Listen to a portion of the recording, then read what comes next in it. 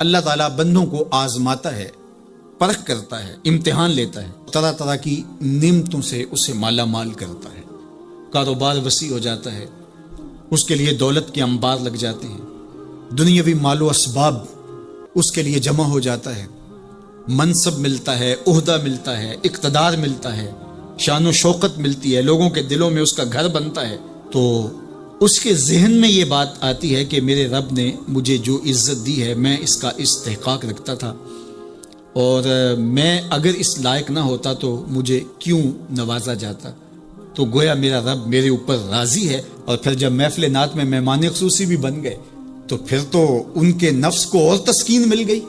جب پیر صاحب نے بھی ان کو ہی اہمیت دی تو پھر انہیں لگا کہ واقعہ ہی ہمارا رب ہم پہ راضی ہی ہے، تبھی تو ہمیں مذہبی طبقوں کے اندر بھی اہمیت مل رہی ہے، حالانکہ وہ جانتے ہیں کہ ہم نے یہ دولت کیسے حاصل کی ہے، وہ جانتے ہیں کہ ہمیں سجدے کی توفیق نصیب نہیں ہے، وہ جانتے ہیں کہ آج اس محفل میں مہمان خصوصی سے تو کل ہم شراب خانے میں تھے، انہیں پتہ ہے، لیکن اس کی طرف توجہ نہیں جاتی، سوچتے نہیں ہیں، بلکہ وہ یہ سمجھتے ہیں کہ ہمیں یہ جو عزت مل رہی ہے یہ اللہ تعالیٰ کی طرف سے ہماری کسی قبولیت کی وجہ سے یہ عزت ہے، حالانکہ یہ ان کی آزمائش تھی، ان کا امتحان تھا۔ دوسری بات، وَأَمَّا إِذَا مَبْتَلَاهُ، اور جب اللہ اس کو آزماتا ہے، فَقَدَرَ عَلَيْهِ رِزْقَهُ، اور اس کے رزق کو تنگ کرتا ہے، اس کو آزمائش کی بھٹی میں ڈالتا ہے، فَيَقُولُ رَبِّي أَهَانَنِ، تو پھر وہ چیخ اٹھتا ہے میرے رب نے تو مجھے ذلیل کر کے رکھ دیا۔ بیماری آ جائے، ابتلا میں مبتلا ہو تو وہ کہتا ہے کہ میرا رب مجھ سے ناراض ہو گیا، تو یہ انسان کی کج فکری، ایسا نہیں ہے۔ کسی شخص کو دولت کا دیا جانا یہ اللہ کی رضا کی دلیل نہیں ہے، اور کسی شخص کو غربت کے امتحان میں ڈالا جانا یہ اللہ کی ناراضگی کی دلیل نہیں ہے۔ حضرت امام رازی نے لکھا ہے کہ مکے سے لے کر طائف تک 70 ایسے نبیوں کی قبریں ہیں جن کی وفات صرف بھوک کی وجہ سے ہوئی، تکلیفوں میں، آزمائشوں میں، امتحانوں میں، ابتلاؤں میں اس کے بندے رہے ہیں۔ میرے اور آپ کے آقا و مولا حضور ختمی المرتبت کے گھر میں کبھی برابر چولہا نہیں جلتا تھا، کبھی کھانے کے لیے کچھ میسر نہیں ہوتا تھا، پانی پی کے اور کھجور کھا کے گزارا ہوتا تھا، تو یہ تو کوئی دلیل نہیں ہے۔ اللہ کی رضا کی دلیل کیا ہے؟ نیکی کی توفیق مل جانا، اور اللہ کی ناراضگی کی دلیل کیا ہے؟ کسی شخص کا گناہ پہ دلیر ہو جانا۔ کوئی بندہ گناہ پہ دلیر ہے اور معصیت، نافرمانیاں، اللہ کے حکموں کو توڑنا اس کا مزاج ہے، تو سمجھو اللہ اس سے ناراض ہے۔ اور اگر کسی کو اللہ نے سجدے کی توفیق دی ہے، کسی کو اللہ نے اپنے راستے میں خلوص کے ساتھ خرچ کرنے کی توفیقات عطا کی ہیں، حلال حرام کی تمیز اس کو عطا کر دی گئی ہے، تو پھر سمجھ لو کہ اللہ اس پہ راضی ہے۔ باقی رہی بات کہ کسی کو دولت کا زیادہ دیا جانا، کسی کو کم دیا جانا، تو یہ آزمائش ہے۔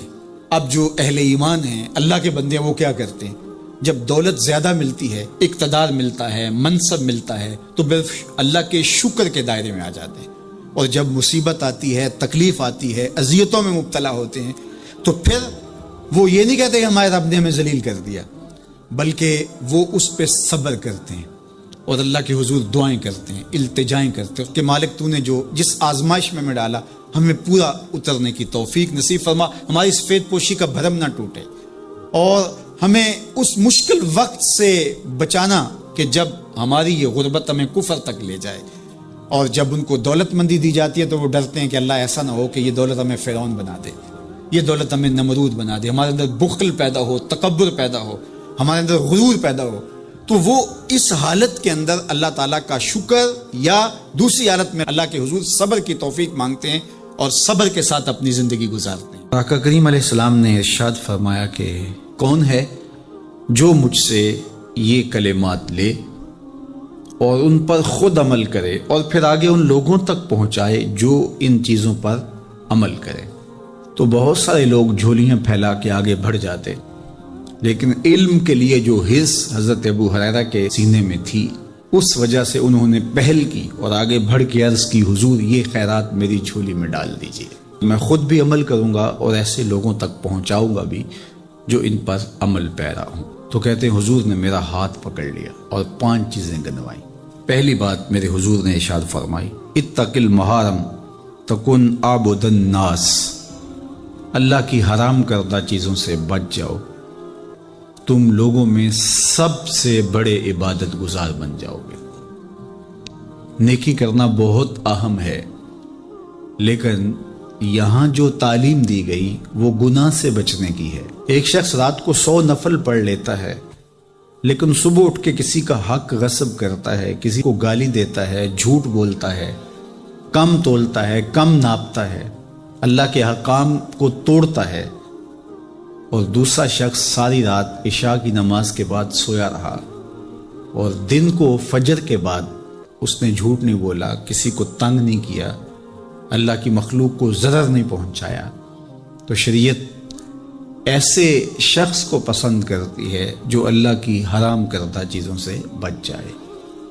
نیکی کی توفیق مل جائے، نفلی عبادات میسر آ جائیں تو بڑی بات ہے، لیکن اس سے بڑی بات یہ ہے کہ اللہ کی حرام کردہ چیزوں سے بچا جائے۔ دوسری بات ارشاد کی، وَرْضَ بِمَا قَسَمَ اللَّهُ لَكَ تَكُنْ أَغْنَى النَّاسِ، اللہ کی تقسیم پہ راضی ہو جا، لوگوں میں سب سے بڑا غنی تو ہوگا۔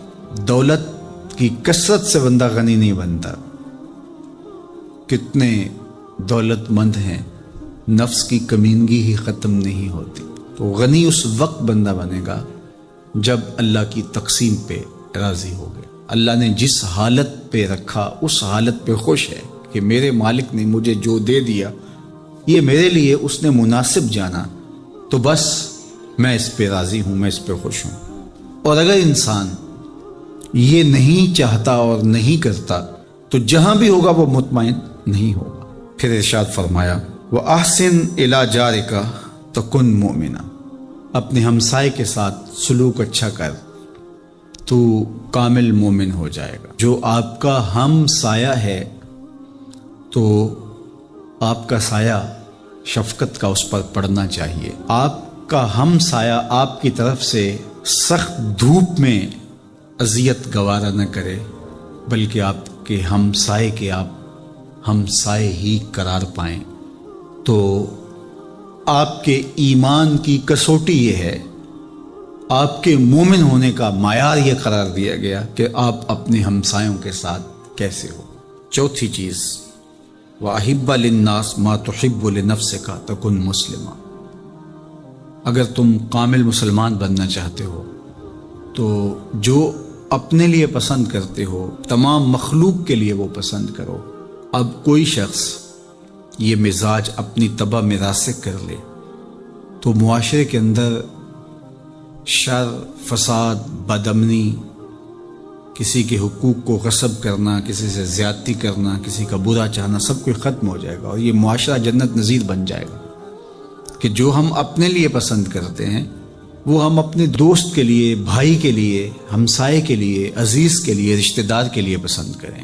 اور پانچویں بات، وَلَا تُكْثِرِ الضِّحْكَ فَإِنَّ كَثْرَةَ الضِّحْكِ تُمِيتُ الْقَلْبَ، ابو ہریرہ زیادہ ہنسا نہ کرو، زیادہ ہنسنے سے دل مر جاتا ہے۔ مسکرانا تو سنت ہے، مسکرانا حضور کی عادت تھی، جس کی تسکین سے روتے ہوئے ہنس پڑیں، اس تبسم کی عادت پہ لاکھوں سلام۔ مسکرانے کے بعد اگلا مرحلہ دہک کا آتا ہے، لیکن دہک کبھی کبھی حضور سے صادر ہوا، اور کہا یہ حضور علیہ السلام سے صادر نہیں ہوا، تو کہے سے منع کر دیا گیا۔ دہک کبھی کبھی ہو اور تبسم آپ کی زندگی میں شامل ہو۔ اللہ اس حدیث پاک کا نور ہماری روحوں میں اتار دے اور ہمارے باطن میں چراغاں کرے۔ کرونا وائرس کی وجہ سے پورے ملک کے اندر لاک ڈاؤن ہے، تو اس موقع سے بھرپور فائدہ حاصل کر کے ہمیں ذکر و فکر کی طرف آنا چاہیے۔ قرآن مجید کی تلاوت، کثرت نوافل، قضا شدہ نمازوں کی ادائیگی اور دیگر امور خیر بجا لانے چاہیے۔ اپنے ماں باپ کی صحبت میں بیٹھنا چاہیے، ان کی دعائیں لینی چاہیے، اپنے بچوں کے پاس بیٹھیں، اور بہت سارے اور امور جو ہم اپنی مصروفیات کے باعث پورے نہیں کر پاتے، تو یہ موقع ہے ان کو پورا کرنے کا۔ لیکن اس موقع سے ناجائز فائدہ حاصل کرتے ہوئے بہت سارے لوگ اپنے مکانوں کی چھتوں پہ دھاتی تاروں کے ذریعے پتنگیں اڑانے کے شغل میں مصروف ہیں، تو اس شغل سے خدا را باز آئیے یہ موقع ایک دوسرے کی مدد کرنے کا ہے، نصرت اور اعانت کرنے کا ہے، نہ یہ کہ مکانوں کی چھتوں پہ کھڑے ہو کے آپ خونی کھیل کھیلیں اور دھاتی ڈور کے ذریعے سے لوگوں کے گلے کٹیں اور لوگوں کو نقصان ہو۔ تو اس سے خدا را ہمیں خود بھی باز آنا چاہیے اور اپنے بچوں کو بھی اس سے روکنا چاہیے، ان کی حوصلہ شکنی کرنی چاہیے۔ ویسے بھی علماء نے کہا کہ یہ جو پتنگ کٹتی ہے تو بچے اس کو لوٹنے کے لیے دوڑتے ہیں اس کے پیچھے۔ تو عمومی طور پہ ہمارے ہاں یہ کہا بھی جاتا ہے کہ میں پتنگیں لوٹ رہا ہوں یا لوٹ کے لایا ہوں، تو شرعاً وہ اس کی ملک نہیں تھی تو وہ کیسے اس کو اپنے پاس رکھ سکتا ہے؟ تو یہ ایسا گناہ ہے جس کو گناہ نہیں سمجھا جاتا، اور بچپن میں معصوم ذہن پر لوٹ مار کا تصور اس سے ابھرتا ہے، اور آج وہ پتنگ لوٹ کے لایا ہے تو کل بڑا ہو کے بڑا لٹیرا بنے گا۔ تو یہ ماں باپ کو سوچنا چاہیے کہ پتنگ لوٹنے کا عمل لوٹنے کی ایک مشق ہے، اور بچہ اس کو کوئی برائی نہیں سمجھ رہا اور اس کو گناہ نہیں سمجھ رہا، حالانکہ یہ مال لقطہ ہے۔ اور اگر کسی نے پتنگ لوٹ لی یا ڈور لوٹ لی تو ہمارے فقہا نے لکھا ہے کہ 6 ماہ تک اس کا اعلان کرے، مالک کے نہ ملنے کی صورت کے اندر اس کو صدقہ کرے، وہ خود پھر بھی نہیں رکھ سکتا ہے چونکہ یہ مال لقطہ کے حکم کے اندر ہے۔ تو عمومی طور پہ ہم بچے کو بھی شاباش دیتے ہیں، اس کو بڑا دلیر قرار دیتے ہیں کہ اس نے اتنی پتنگیں لوٹی، آج اس کا یہ کمال ہے۔ تو میاں یہ بچوں کے نفسیات کے اندر لوٹ مار کے تصور کو راسخ کرنے کا ایک ذریعہ ہے پتنگ۔ اس نقطہ نظر کی طرف شاید کبھی کسی کی توجہ نہ گئی ہو، تو اس پہ بھی غور کرنے کی ضرورت ہے۔ میں تو یہ بات کہا کرتا ہوں کہ چلتی ہوئی ٹرالی سے یا ٹرک سے جو بچہ گنا لوٹتا ہے تو اس کو بچے کی بہادری اور فنکاری سمجھا جاتا ہے، لیکن آج جس نے گنا لوٹا ہے تو کل وہ ملک لوٹنے لگے گا، کل وہ اور کچھ بھی لوٹے گا۔ تو یہ چونکہ جب برائیاں شروع ہوتی چھوٹے پیمانے سے شروع ہوتی ہیں تو پتنگ لوٹنے کا تصور لوٹ مار کی طرف لے جانے والا ہے، اور دوسرا یہ قاتل ڈور کتنے لوگوں کی زندگی کا چراغ بجھا دیتی ہے، اور کیا گزرتی ہے ان ماں باپ کے اوپر جن کا لخت جگر، جن کا بیٹا ان کے ہاتھوں کے اندر دم توڑ جاتا ہے اور گلا کٹ گیا ایک ڈور سے۔ اور ایسے واقعات ہم کتنے سنتے ہیں۔ تو میں گزارش کروں گا کہ اس خونی کھیل سے باز رہا جائے۔ اخلاقیات بھی اجازت نہیں دیتے، ہمارا ملکی قانون بھی اس کی اجازت نہیں دیتا، اور پنجاب پولیس بھی اس پر ایکشن کر رہی ہے۔ ان کے ساتھ تعاون کیجئے اور اپنے گرد و پیش کے ماحول کی انہیں خبر بھی کیجئے، خود بھی بچیے، اپنی اولادوں کو، بچوں کو بھی اس سے محفوظ رکھیے۔ اللہ آپ کی حفاظت کرے۔ والسلام علیکم ورحمۃ اللہ وبرکاتہ۔ قرآن مجید کا اسلوب بیان دیکھیے کتنا دل آویز اور خوبصورت، اور مذہب اسلام کی خوبصورتی دیکھیے۔ غریبوں کو، یتیموں کو، لاچاروں کو، اپاہج اور کمزوروں کو، بیوگان اور اراملہ اور مساکین کو مدد کرنا، ان کی اعانت کرنا، ان کو کھانا دینا، یہ تو سارے لوگ کہتے ہیں، لیکن قرآن نے کتنی خوبصورتی کے ساتھ ہمیں بتایا کہ مسئلہ کھانے کا نہیں ہے، مسئلہ ان کو عزت دینے کا ہے۔ اگر تم ان کو کھانا دیتے ہو اور تذلیل بھی کرتے ہو تو تم اللہ کی رضا کبھی نہیں پا سکتے۔ اللہ کی رضا تمہیں تب نصیب ہوگی جب تم ان کی عزت نفس کا خیال رکھو گے، ان کی تذلیل نہیں کرو گے۔ تم ان کی تصویریں سوشل میڈیا پہ اور اخباروں پہ ڈال کر کے ان کی تذلیل کا سبب اور ذریعہ نہیں بنو گے تو پھر تمہارا رب تم سے راضی ہے۔ تو بات کھانا دینے کی نہیں ہے، قرآن کہتا ہے تم ان کی خدمت کرو، ان کو کھانا کھلاؤ، لیکن اس چیز کا تمہیں پہلے خیال ہونا چاہیے کہ تم ان کی عزت نفس کو مجروح نہ ہونے دینا۔ وَرَجُلٌ تَصَدَّقَ بِصَدَقَةٍ فَأَخْفَاهَا حَتَّى لَا تَعْلَمَ شِمَالُهُ مَا تُنْفِقُ يَمِينُهُ۔ میرے حضور نے فرمایا جس شخص نے صدقہ کیا اور اتنے مخفی انداز میں کیا کہ جو دائیں ہاتھ نے خرچ کیا بائیں ہاتھ کو اس کا پتہ ہی نہ چلا، قیامت کے دن جب کوئی سایہ نہیں ہوگا اللہ ایسے شخص کو اپنے عرش کا ٹھنڈا سایہ نصیب فرمائے گا۔ کتنی بڑی بات ہے۔ قرآن نے ہمیں سرًا و اعلانیہ دونوں طریقے بتائے ہیں۔ اعلانیہ بھی خرچ کر سکتے ہو، مخفی بھی خرچ کر سکتے ہو، لیکن اعلانیہ خرچ تم تب کرو گے جب کسی کی عزت نفس کا مسئلہ نہیں ہو.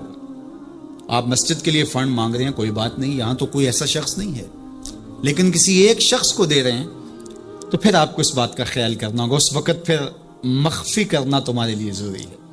اسی طرح اگر تم ترغیب کے لیے کر رہے ہو تو کوئی بات نہیں ہے، لیکن اس میں بھی تم یہ خیال رکھو کہ ترغیب میں بھی کسی کا دل نہ دکھنے پائے، کسی کی تصویر نہ آنے پائے. ترغیب دلانے کے بہت سارے طریقے ہیں، لیکن ترغیب دلانے سے قبل اپنے دل سے سوال کر لو، ترغیب کے پیچھے چھپی ہوئی کہیں ریاکاری تو نہیں ہے؟ چونکہ ریاکاری جو ہے یہ کالے پتھر پر کالے رنگ کی چیونٹی چلے تو اس کی چال سے بھی زیادہ باریک ہے. تو یہ بڑی باریک چال ہے.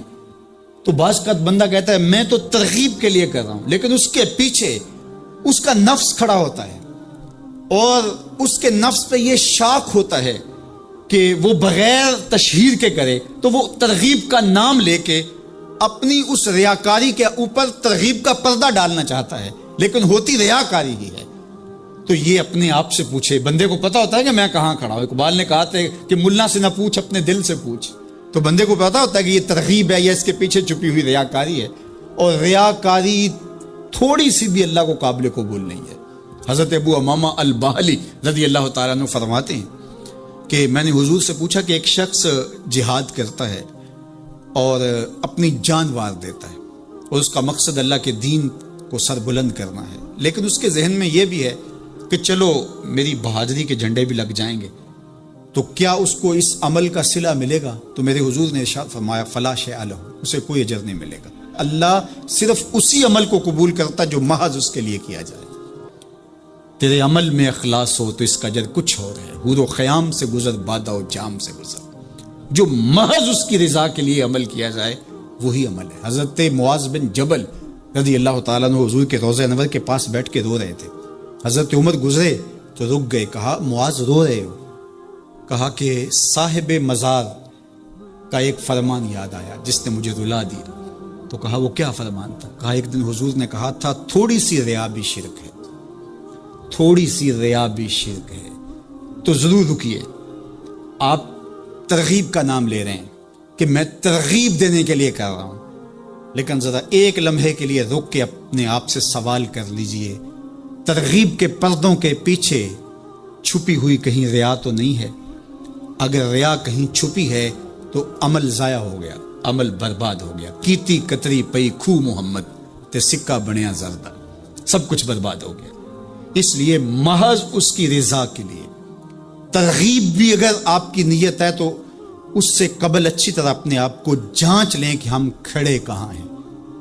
اللہ اکبر. تو کہا کہ کلا بل لا تکرمون الیتیم، تمہارا مسئلہ یہ ہے کہ تم یتیم کی تکریم نہیں کرتے ہو، عزت نہیں دیتے. حضور علیہ الصلوۃ والسلام نے فرمایا کہ مومن کا معاملہ بھی بڑا عجیب ہے کہ اسے اگر تکلیف ہوتی ہے تو اس پر وہ صبر کرتا ہے، یا اسے خوشی ملتی ہے تو اس پر وہ شکر کرتا ہے. تو دونوں صورتوں میں اللہ اس کو اجر عطا کرتا ہے. اور یہ صرف شان مومن کی ہی ہے کہ وہ مصیبت پر صبر کرے، بلکہ فرمایا کہ مومن کے پاؤں میں کانٹا بھی چبھتا ہے تو اس کا بھی اس کو اجر دیا جاتا ہے. اس کے درجے بلند ہوتے ہیں، اس کے گناہ معاف کر دیے جاتے ہیں، اس کی خطاؤں سے درگزر کر لیا جاتا ہے. لیکن یہ مشروط ہے اس تکلیف کو صبر کے ساتھ برداشت کرنے سے. اگر وہ واویلا کرتا ہے، ناشکری کے کلمات کہتا ہے، تو تکلیف تو ختم نہیں ہوتی لیکن اجر زائل کر دیا جاتا ہے.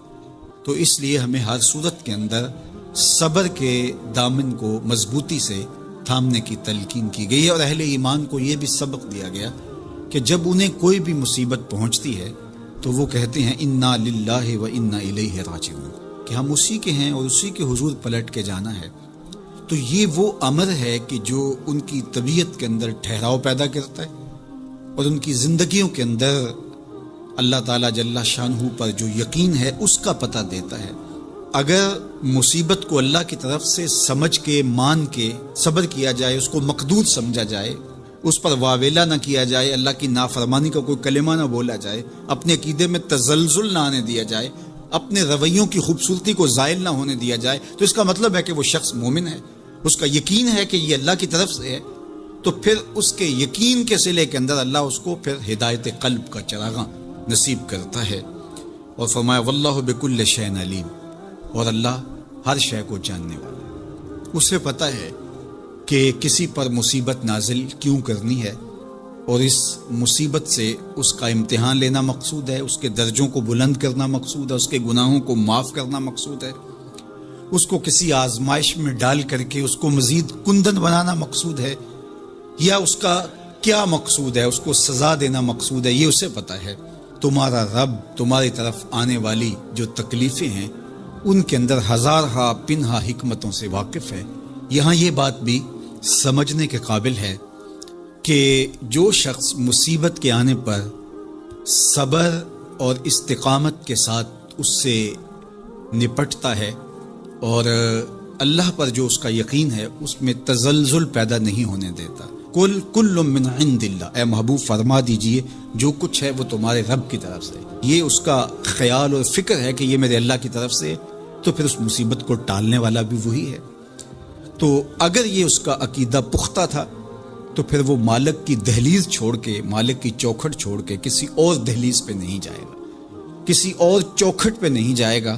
وہ اس مصیبت کو دور کرنے والا مؤثر حقیقی اللہ کو ہی جانتا ہوگا، اور اسی کے حضور دعائیں کرے گا، التجائیں کرے گا. کسی شرک کا ارتکاب نہیں کر سکتا ہے، اور وہ مالک کی دہلیز سے کبھی روح گردانی نہیں کر سکتا، بلکہ اس تکلیف کے آنے سے وہ اپنے رب کے ساتھ اور زیادہ جڑ جائے گا. اور اگر وہ صبر کرے تو یہ اس کا ایک مرتبہ ہے کہ وہ حوصلے کے ساتھ اس تکلیف کو برداشت کرے. اور دوسرا مرتبہ جو اس سے بڑھ کر ہے کہ اس پہ اللہ کی رضا کے سانچے میں اپنے آپ کو ڈھال لے کہ جے سونا میرے دکھ وچ راضی، میں سکھ نو چلے ڈاواں. اگر وہ اس بات پہ راضی ہے تو کوئی بات نہیں ہے، میں اس پہ راضی ہوں کہ میرے رب کی یہ رضا ہے. تو یہ دونوں چیزوں کا مل جانا، یا دونوں میں سے کسی ایک کا مل جانا، یہ اللہ کی طرف سے اس کو دیا گیا انعام ہے جو اس مشکل حالات میں اس کو حاصل ہوتا ہے. اب وہ کس کیفیت میں ہے اللہ تعالیٰ اس کو خوب جانتا ہے کہ وہ اس پہ صبر کر رہا ہے یا اس کا اندر ڈول رہا ہے. اس کا عقیدہ کمزور تھا اور وہ کمزوری کے باعث جو ہے وہ تزلزل کا، تذبذب کا شکار ہو گئے. تو یہ تمہارا رب خوب جانتا ہے. تو تمہارے سینے کے اندر چھپی ہوئی کیفیت تمہارے رب کے علم میں ہے. کمایا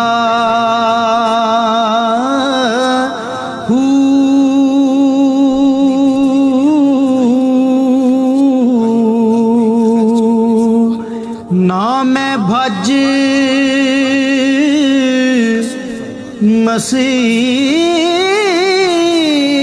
مسیتی وڑیا نا تسبا جو مانگنے لگ جاتا ہے، سوال کا دروازہ کھول دیتا ہے، اللہ اس کے لیے محتاجی کا دروازہ کھول دیتا ہے. حالات سخت بھی ہوں، اگر قابل برداشت ہوں تو ان کو برداشت کرنا چاہیے تاکہ سوال کی عادت نہ پڑے. انسان مخمصے کی حالت میں ہو، مجبور ہو جائے تو وہ ایک الگ بات ہے. مخمصے کی حالت میں سوال جائز ہو جاتا ہے، لیکن اگر حالت مخمصے کی نہ ہو تو پھر سوال نہیں کرنا. تھوڑی سی مشکل آئی اور اناج بٹتے ہوئے دیکھا تو خود بھی سوالی بن کے جا کے کھڑے ہو گئے، جبکہ ہمارے گھر کے اندر اتنا کچھ موجود تھا کہ ہم گزر کر سکتے تھے، لیکن مفت کا مال ہے لہٰذا کوئی حرج نہیں ہے. تو پھر آہستہ آہستہ انسان اس کا عادی بن جاتا ہے. اللہ اس وقت سے بچائے کہ ہم محتاج ہوں اور ہمیں عملاً اس جگہ پہ آنا پڑے. اللہ سب کو محفوظ فرمائے. لیکن اگر حالات کچھ تلخ بھی ہوں تو پھر بھی اگر آپ دیکھیں اپنے آپ کو کہ کیا ہم ایسی جگہ پہ تو نہیں ہیں کہ ہم سوال کرنے جائیں، تو باہر ایک ماحول دیکھ کر کے تو لپک پڑنا، تو اس سے آپ کی طبع کے اندر سوال کی عادت پیدا ہوگی. تو اس لیے جو مانگنا شروع کر دیتا ہے پھر اس کے لیے محتاجی کا دروازہ بند نہیں ہوتا، الا یہ کہ کوئی سخت مجبور ہو جائے تو شریعت اس کو اس کی اجازت دیتی ہے. تیسری بات میرے اور آپ کے آقا و مولا نے جو قسم کر کے کہی، ما نقص مال عبد من صدقہ، کہ صدقے سے بندے کا مال کم نہیں ہوتا. آپ کا اکاؤنٹنٹ کہتا ہے کہ اگر اتنے پیسے اتنوں سے نکال دیے گئے تو باقی اتنے بچیں گے، کیلکولیٹر کا حساب بھی یہی ہے، لیکن میرے محبوب فرماتے ہیں کہ میں ضمانت دیتا ہوں کہ صدقے سے مال کم نہیں ہوتا، تو اس لیے تم راہ خدا میں خرچ کرو گے تو میرا رب کہہ رہا ہے خیر لانفسکم، یہ تمہارے لیے بہتر ہے۔ تمہیں لگتا ہے کہ اتنے کم ہو جائیں گے، لیکن ایسا نہیں ہے، تمہارا مال صدقے سے گھٹتا نہیں ہے، صدقے سے تمہارا مال بڑھتا ہے، اور اللہ تعالیٰ جل شانہ ایک کا 10 گنا عطا کرتا ہے، 70 گنا عطا کرتا ہے، 700 گنا عطا کرتا ہے، فرمایا اللہ چاہے تو اس سے بھی زیادہ عطا کر دے۔ اور پھر فرمایا ان تقرضوا اللہ قرضا حسنا یضاعفہ لکم، اگر تم اللہ کی راہ میں قرض حسنا دو تو وہ دگنا کر کے دے گا۔ اچھا، یہ کیسا اللہ کا انداز بیاں ہے کہ خود مال دے کے خود کہہ رہا ہے مجھے قرضہ دو، اور پھر خود کہتا ہے میں دگنا دوں گا۔ دیا ہوا کس نے ہے؟ اسی نے، اور کہتا ہے کہ جو میں نے تمہیں دیا ہے اس سے مجھے دو، اور میں پھر اس کو اپنے دیے ہوئے مال سے دیے گئے مال کو دگنا کر کے تمہیں لوٹاؤں گا۔ اللہ اکبر۔ اور پھر فرمایا وَيَغْفِرْ لَكُمْ، اور تمہیں بخش بھی دوں گا۔ واللہ شکور حلیم، وہ شکر گزار بھی ہے اور حلم والا بھی ہے۔ اللہ اکبر، وہ بردبار بھی ہے، وہ تمہارا شکر گزار بھی ہوگا، تمہیں دگنا کر کے بھی دے گا، تمہاری مغفرت بھی کر دے گا، اور تمہارے مال میں کمی بھی نہیں آنے دے گا، اور یہ بہتر بھی تمہارے لیے ہوگا۔ یہ تمہاری آزمائش تھی، تمہارا مال تمہیں دے کر تم سے مانگا، اور جس کے لیے مانگا اس کو اللہ ڈائریکٹ بھی تو دے سکتا تھا، لیکن کہا کہ اس کی آزمائش ہے کہ اس کو غربت کی بھٹی میں ڈالا گیا، تمہاری آزمائش یہ ہے تمہیں فراوانی دی گئی۔ اب دیکھیے کہ وہ آزمائش میں پورا نکلتا ہے، تم آزمائش میں پورے نکلتے ہو، دونوں آزمائش میں پورے نکلتے ہیں، یا پھر تم نامراد اور ناکام ہو جاتے ہو۔ اللہ اکبر۔ اللہ جل شانہ پورے عالم کے اوپر پھیلی ہوئی وبا کو دور فرمائے، بالخصوص امت مسلمہ کی خیر کرے، اور میرے وطن پاکستان کو امن کا، نور کا، رحمت کا گہوارہ بنائے، اور یہاں نظام رسول کی بہاریں پیدا کرے۔ اللہ ہمیں معاشی بحرانوں سے نکال کے معیشت کا استحکام عطا کرے، اور ایک دوسرے کے لیے جذبہ احساس، جذبہ ہمدردی اور راہ خدا میں خرچ کرنے کا جذبہ فراواں ہمارا مقصود کرے۔